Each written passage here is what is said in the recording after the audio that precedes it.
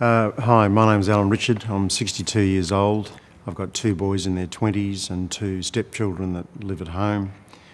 Always been reasonably healthy and reasonably active.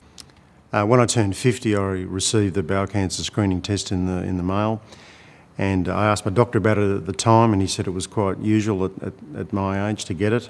So I did the test where you stick little, sticks in your stool and put it in a test tube, which was a bit awkward, but it was fine, easy to use, and I've been using it every 2 years since. When I turned 60, I got another kit in the mail, and I did the test, as I always have done. It's quite easy to use and non-invasive. Got the results back in a couple of weeks, and it came back positive, which surprised me. It's the first positive result I'd had. But I took the results to my doctor, and he said that I needed a colonoscopy. He told me that in 90% of cases of early detection of bowel cancer, it's successfully treatable. So I had a colonoscopy, and that revealed that I had a tumour in the bowel. That was very confronting. I'll never forget that, waking up from the anaesthetic, being told that I had bowel cancer.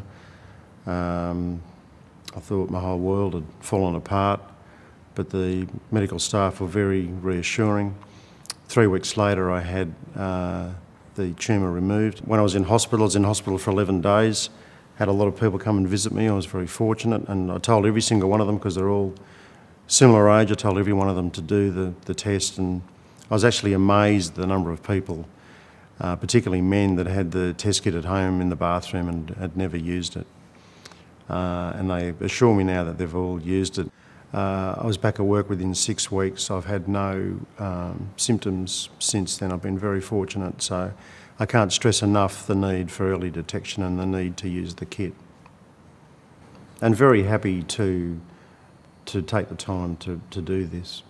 I think it's a very important message.